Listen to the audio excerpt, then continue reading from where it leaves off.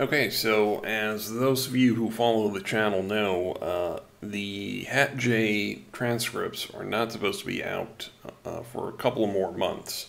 However, BZ Riger over at IUV posted the full unredacted transcripts, so that means that I can now discuss this without problems since she violated the publication ban. I'm not going to show the social security numbers and stuff, but I wanted to focus on the Day 2 and Day 1 proceedings because that's the part that proves that Randy did not access any TDA account or Federal Reserve funds or Treasury direct deposit accounts, whatever.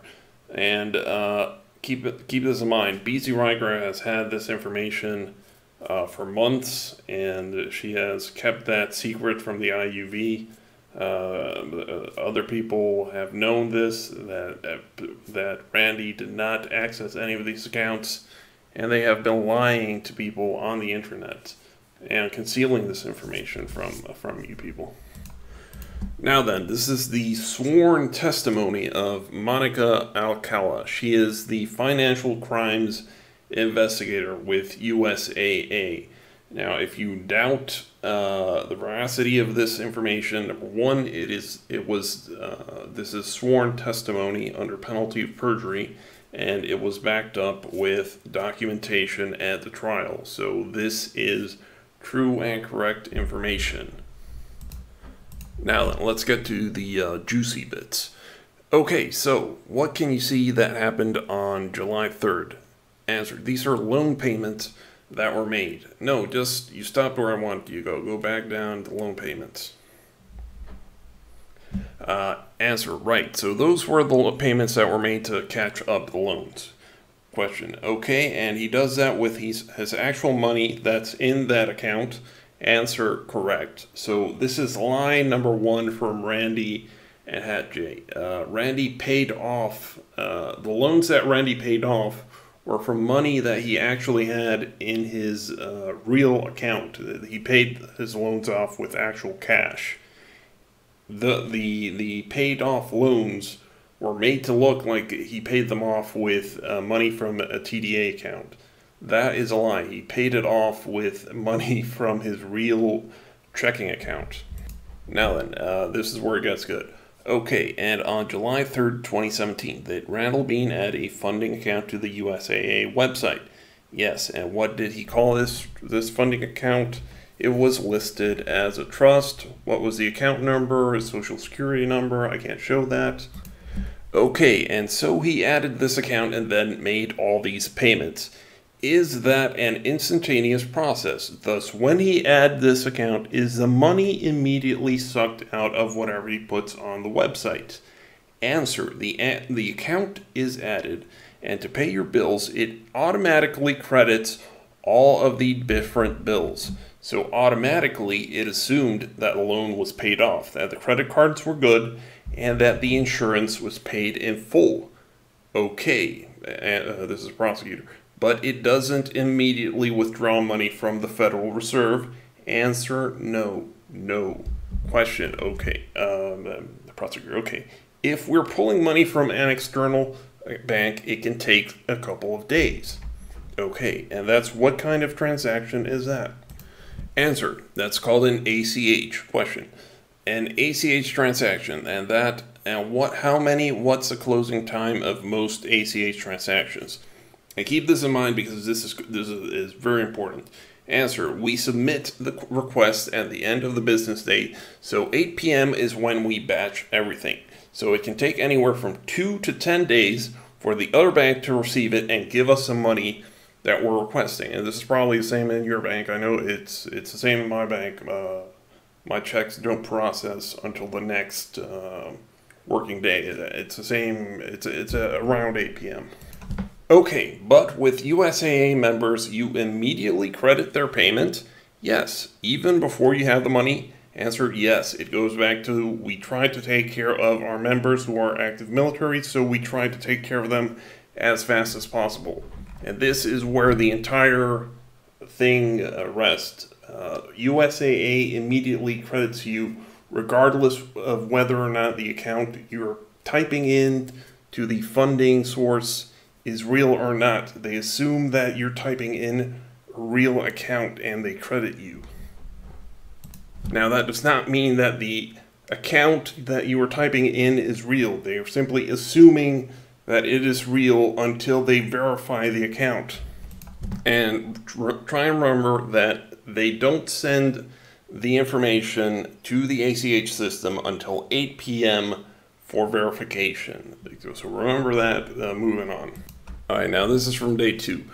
Because she started testimony at the end of day 1 and it continued on to day 2. Prosecutor asking, okay, so let's look at, if you can, David, see how much you can expand it to show how many CDs he buys on the 5th. So all of these are being done on, it starts at 21:26 or 9:26 p.m. and it goes through 23:39 or 11:39 p.m. Yes, do you know how many CDs he buys on the 5th? Successfully, 32 CDs were purchased. Is that during the entire time period? That's just on the 5th. 32 were purchased on the 5th. Right, for the first one is for $500,000 and then $999,000. Then he starts doing $999,000 each. So in each of those CDs, he just has to go through the same obligation, blah, blah, blah, that doesn't matter. All right, now this is the key point. This is where the entire thing, this is where it all hinges. Okay, so when a CD is purchased on the USAA system, is that CD immediately funded? Answer, yes. Okay, and is there any hold that is placed on these CDs to make sure the money is there? Yes, there's supposed to be a 10-day hold to ensure that because we want you to start earning interest right away, but we haven't officially collected it from the other bank, we put a 10-day hold to ensure that the funds are good. So, okay, normally there should be a 10-day hold before you can liquidate a CD. This is how this is the bug that Randy exploited to get the $1.5 million from USA. Question, okay, and when do you put the hold on it? Answer, the CDs are actually batched. So at 8 p.m. Central Time is when we batch everything, meaning we run it through the books, make it official, and that's when the holds are placed. Question, prosecutor, okay, so after this crime did USAA discover a hole in their system? Answer, yes, we realized that anybody who opens a CD after 8 p.m. Central Time, it doesn't catch that batch until the next day. So there's a vulnerability of almost 24 hours where a CD is not doesn't have a hold. But to expand that, there's a 24-hour security gap where a CD is funded by USAA, but there is no hold on it. They haven't received the money for it yet, but you can still sell it. And to clarify, the hole was fixed, so don't try to steal a CD from USAA right now, because number 1, it's illegal, number 2, they fixed it. And so, all these CDs were purchased in the middle of the night, Eastern Standard Time.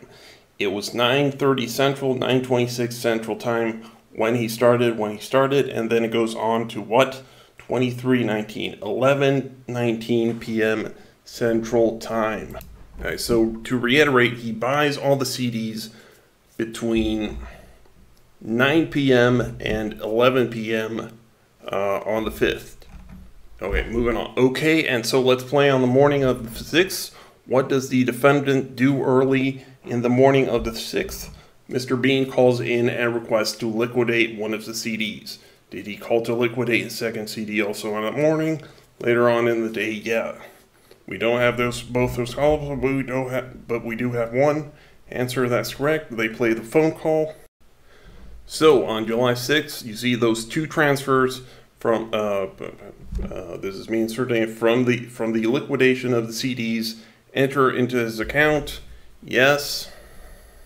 Moving on, what's the total loss to USAA Bank based on this fraud scheme? Answer, right now the consumer loans are in default about $25,000. The credit cards are in default about another $25,000, and the checking amount over $550,000, over $500,000, so over $550,000. So keep in mind the payments he made to pay off the consumer loans and the credit loans from the TDA account all failed.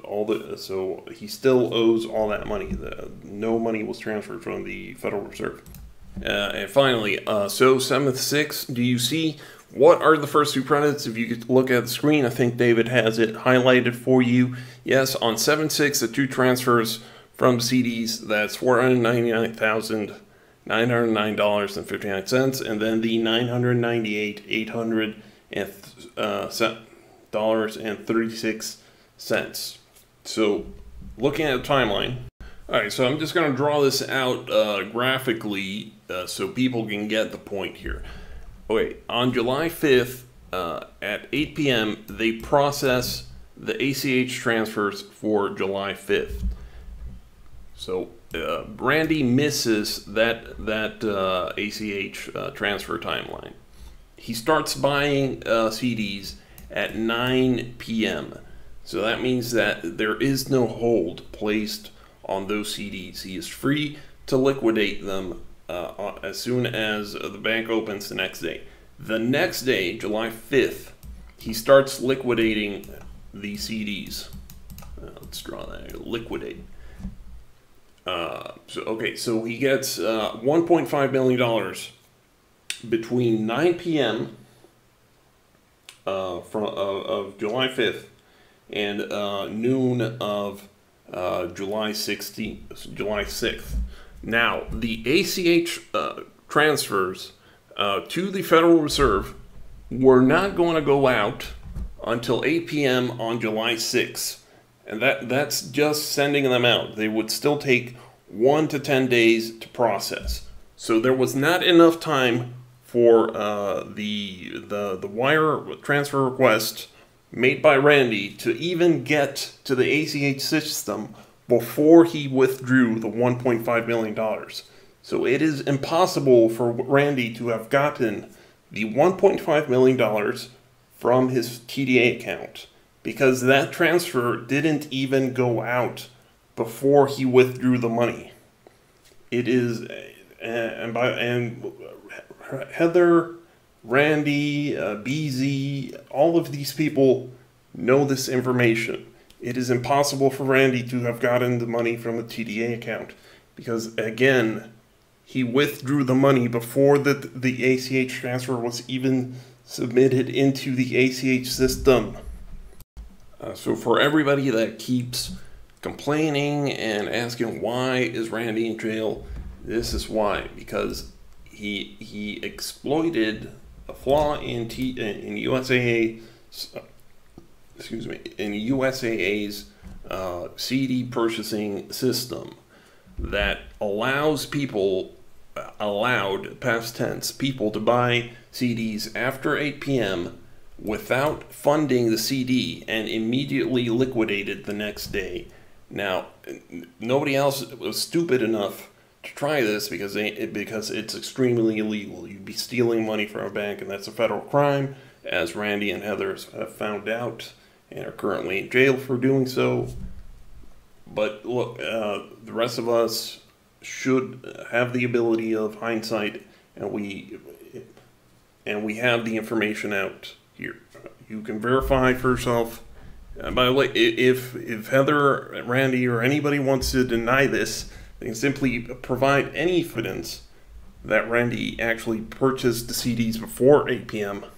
and he didn't liquidate them immediately the next day. But of course, they're not going to do that because they don't have any evidence that Randy actually accessed any TDA accounts. So again, just to reiterate for the last time, he bought them at 9 p.m. on the 5th and liquidated them during the day on July 6th. There was not enough time for the bank to submit the ACH transfer to ACH for them to process the request. All right, look, so just to reiterate, Randy bought the CDs after the bank was closed on the 5th. There was not enough time for the bank to process the ACH transfer between July 5th and July 6th during the day when he actually liquidated it. The ACH transfers weren't even processed until after he liquidated and withdrew the money. Anybody who is claiming that Randy accessed the TDA account is lying to you. BZ has this information. Randy, Heather, all these people have this information. They are lying to people on the internet. God knows why. Heather is probably crazy. A lot of these people are simply looking for money and donations. But look, they are lying to you. They were withholding this information from you. They knew this. They were in the trial. They saw all the evidence that Randy actually, they saw all the evidence that Randy had, in fact, stolen money from USAA, and they kept it secret because they want to keep the donations coming in. They want to keep up the bullshit. They want to keep up the illusion. Don't fall for their lies. And this should answer the people who keep saying, well, if you type in numbers, it should immediately reject the account if the account is fake. No, it takes time to process the request, and Randy liquidated the CD and withdrew the money before the request was processed. It takes time. Banks are not instant.